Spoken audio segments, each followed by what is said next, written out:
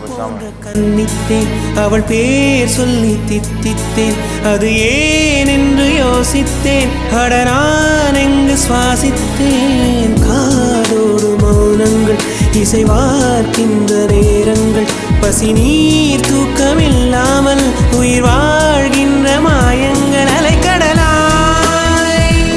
இருந்த மனம் துளி துளியாய் சிதறியதே ஐம்புலனும்